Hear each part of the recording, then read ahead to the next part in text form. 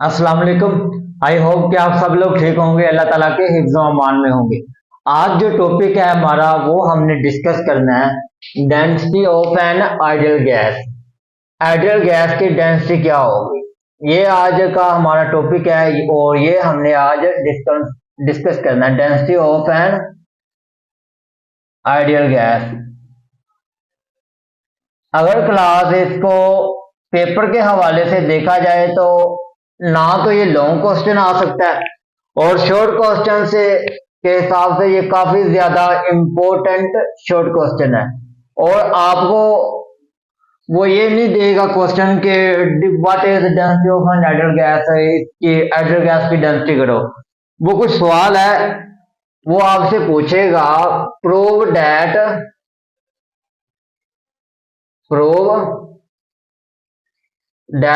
D is equal to P M over RT। इस तरह का सवाल होगा जो आपसे पूछेगा और ये सवाल आपके इस चैप्टर नंबर 3 का सबसे इंपॉर्टेंट सवाल है। चैप्टर नंबर 3 का सबसे इंपॉर्टेंट सवाल है ये आपका।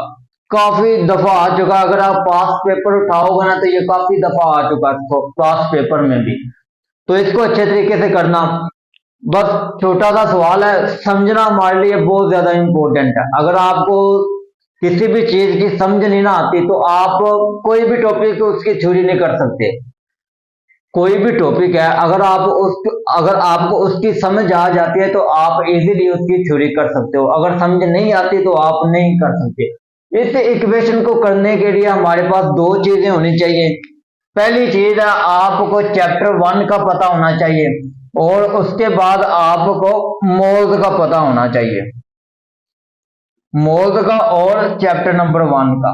तो आप ये क्या कर सकते हो, आप ये इक्वेशन कर सकते हो, वरना आप ये इक्वेशन नहीं कर सकते हो। इक्वेशन आप डेंसिटी की नहीं निकाल सकते हो। तो इसको करने के लिए हमारे पास क्या दिया गया है, D is equal to PM over RT। और प्रीवियस लेक्चर में हम पढ़ के आए हैं जनरल गैस इक्वेशन, और जनरल गैस इक्वेशन आपको पता है किसको रिप्रेजेंट करती है, और ये करती है आर को। जनरल गैस इक्वेशन ये आर को रिप्रेजेंट करती है। तो हमने जनरल गैस इक्वेशन पढ़ के आए हैं, तो उसकी वैल्यू होती थी P V is equal to n R T. अब ये वैल्यू हम क्या करेंगे, यहाँ अप्लाई करेंगे। इसको निकालने के लिए, इसको फाइंड करने के लिए हम क्या करेंगे, जनरल गैस इक्वेशन अप्लाई करेंगे। तो हमारे पास जनरल गैस इक्वेशन होगी, द जनरल गैस इक्वेशन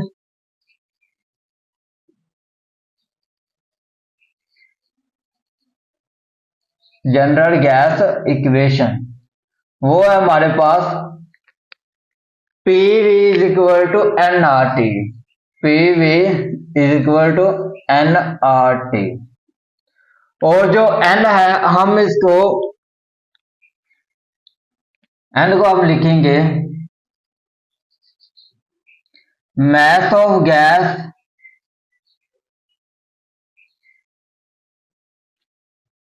और मोलर मास। एन को हम नंबर ऑफ मोल से, एन को हम रिप्रेजेंट करेंगे मास ऑफ गैस से और मोलर मास से। और इसको हम एन को करेंगे, एम छोटा होगा मैथ का और मोलर मास का एम क्या होगा, बड़ा होगा। अब इसको क्या करना है, इक्वेशन नंबर 1 में कर देना है पुट। इस वाली इक्वेशन को, ये जो हमारे पास वैल्यू आई है, इसको क्या करना है, इक्वेशन नंबर 1 में पुट कर देना। P V is equal to n R T, और एन की जगह हमने क्या करना है, put M over m. P P V sorry P V pressure और volume is equal to M over small m R T. ये आ गई आपकी वैल्यू। अब आपने अगेन क्या करना है, डेंसिटी लेके आनी है, ये प्रूव करना है अगेन। तो डेंसिटी की फॉर्मूला होता है हमारे पास D is equal to M over V. आप क्या करोगे कि डेंसिटी की वैल्यू D की जगह पुट कर दोगे तो डी की वैल्यू ये हमने प्रूव करना है। तो P M over M over V की जगह एम ओवर एम की जगह क्या आ जाएगा, डेंसिटी आ जाएगी, P V over R T. P M is equal to, इसकी जगह क्या आ जाएगा, डी आ जाएगा। ये देखो एम ओवर वी किसके बराबर है, डी के बराबर है, तो आर टी आ जाएगी आपके पास। तो अब क्या होगा कि ये जो डी या डेंसिटी है इसको अलग कर लो, क्योंकि हमने क्या करना है, फाइंड डी करना है, डेंसिटी फाइंड करनी है। तो D is equal to P M over R T. ये हमारे पास क्या आ गया, फार्मूला आ गया डेंसिटी का। हमने ये प्रूव करना था तो ये क्या कर दिया, प्रूव कर दिया। तो इसके बाद आपसे एक एमसीक्यू पूछता है, और ये वो एमसीक्यू एमडी कैट में भी पूछा जाता है। कहता है कि विच ऑफ द फॉलोइंग, ये एमसीक्यूज है, एमसीक्यू के तौर पे आता है, which of the following, which of the following has the highest value of gas, has the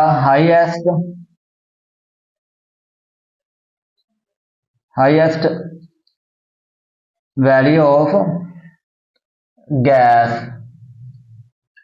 ये वो एमसीक्यू होता है जो एमडी कैट में आपसे पूछा जाता है कि सबसे हाईएस्ट वैल्यू क्या होगी। तो सबसे हाईएस्ट वैल्यू की गैस ऑफ एसटीपी, और ये एसटीपी का क्या मतलब होता है ये आपने मुझे कमेंट में बताना है। इस एसटीपी का क्या मतलब होता है ये आपने कमेंट में बताना है मुझे। और एमडी कैट के हवाले से ये सवाल एमसीक्यूज में पूछा जाता है, एमसीक्यू पूछा जाता है एमडी कैट में। बहुत ज्यादा इंपॉर्टेंट एमसीक्यूज है। अगर ये पूछता कैसे है, हमारे पास कुछ वैल्यू दी गई है, कार्बन डाइऑक्साइड, सल्फर की, SO2, हाइड्रोजन और ऑक्सीजन। वो कहता है कि इसमें आपकी हाईएस्ट वैल्यू क्या होगी, इसमें हमारी हाईएस्ट वैल्यू क्या होगी। कार्बन का होता है 12 एटॉमिक मास, ये 2 ऑक्सीजन है, तो 2 ऑक्सीजन का क्या बनेगा, 16 प्लस 16 32, तो यहाँ पे आएगा 32, तो ये बनेगा 44। तो ये भी हमारे पास हाईएस्ट वैल्यू नहीं है। उसके बाद आएगा SO2 का, सल्फर का होता है 32, सल्फर का एटॉमिक मास, तो यहाँ पे आएगा 32। ऑक्सीजन का 2 ऑक्सीजन तो क्या होगा, 16 और 16 32 होगा, तो ये आएगा 44। तो ये भी हमारे पास एक देखा जाए तो हाईएस्ट वैल्यू है। तो ये करते हैं, ये इनकी वैल्यू क्या होती है। ऑक्सीजन हाइड्रोजन का 1 होता है, तो 1 + 1 इज इक्वल टू 2। ऑक्सीजन 2 है, तो इसका क्या होगा, 16 + 16 इज इक्वल टू 32। तो सबसे हाईएस्ट वैल्यू क्या आई हमारे पास, SO2 की। तो ये क्या होगी, सबसे हाईएस्ट वैल्यू होगी इस एमसीक्यू के हवाले से। और इस एमसीक्यू में पूछा गया कि आपके पास सबसे ज्यादा हाईएस्ट वैल्यू क्या है। हाईएस्ट वैल्यू हमारे पास है SO2 की 44। SO2 is the highest value of the gas is STP of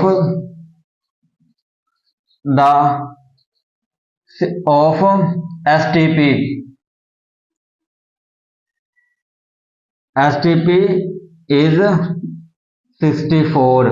हमारे पास सबसे हाईएस्ट वैल्यू क्या आई है, 64 आई है। तो ये आपके पास आपके एमसीक्यूज का सवाल है, एमसीक्यूज है कि आपके पास सबसे ज्यादा हाईएस्ट वैल्यू कौन सी, वो है 64 ये वाली। तो आप इसी से ही अगर आपसे एमसीक्यू में पूछा जाए तो हाईएस्ट वैल्यू निकालो, तो आपको इनके एटॉमिक मैसेज का पता होना चाहिए। जो भी वहां एलिमेंट दिया गया हो तो आप उन एलिमेंट से क्या करते हैं, एटॉमिक मैसेज निकाल के उनको प्लस करके आप उनकी क्या कर सकते हो, वैल्यू निकाल सकते हो। तो यहाँ पे हम एक नोट की फॉर्म में लिखेंगे, तो ये लिखना बहुत ज्यादा इम्पोर्टेंट है। तो पेपर में ये नहीं करके आना। वैसे हम यूजली तौर पर इसको यूजली हम क्या करेंगे, हम एक नोट लिखेंगे, density of gas,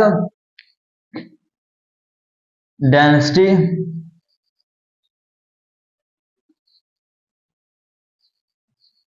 of gas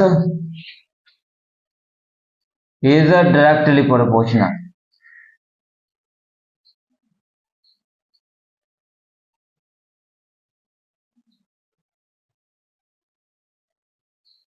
is directly proportional of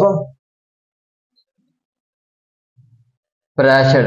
आपका जो डेंसिटी की गैस है वो किसके प्रोपोर्शनल है, डायरेक्टली प्रोपोर्शनल क्या है, डी पी के, इसके क्या प्रोपोर्शनल है। उसके बाद है density of gas is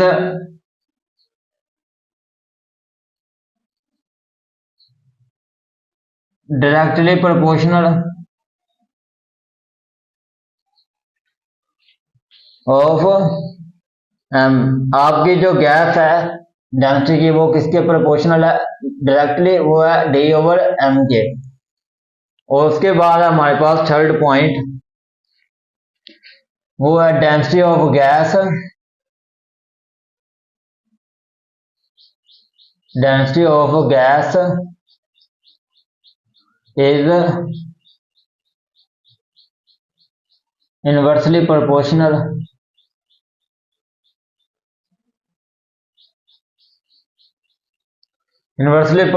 of temperature. आपके जो डेंसिटी ऑफ गैस है ये किसके प्रोपोर्शनल है, डेंसिटी गैस वो है टेम्परेचर के इनवर्सली प्रोपोर्शनल। तो ये था हमारे पास आज का topic, density of an ideal gas. आपके आइडियल गैस की डेंसिटी क्या होगी। और याद रखना, जितना आपके पास मोलर मास ज्यादा होगा उतना ही आपके पास डेंसिटी ज्यादा होगा। जितनी मोलर मास ज्यादा होगी उतनी क्या होगी, डेंसिटी ज्यादा होगी, उतनी हमारे पास क्या होगी, डेंसिटी ज्यादा होगी। तो ये था हमारे पास आज का topic, density of an ideal gas. जितना आपके पास मोलर मास ज्यादा होगा उतनी आपके पास डेंसिटी ज्यादा होगी।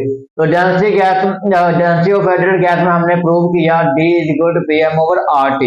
इसको निकालने के लिए हमने इक्वेशन पढ़ी थी प्रीवियस लेक्चर में, जनरल गैस इक्वेशन, वो है P is equal to NRT। इससे हम क्या कर सकते हैं, जनरल गैस इक्वेशन अप्लाई करेंगे। अप्लाई करने के बाद हम क्या कर सकते हैं, प्रूव कर सकते हैं D is equal to M over T। तो ये था MCQ आपका, MD-CAT के हवाले से पूछा जाता है, बहुत ज्यादा इंपॉर्टेंट MCQ होता है। तो ये आपने 3 पॉइंट लिखे नोट की फॉर्म में। तो ये था हमारे पास आज का टॉपिक। अल्लाह हाफिज।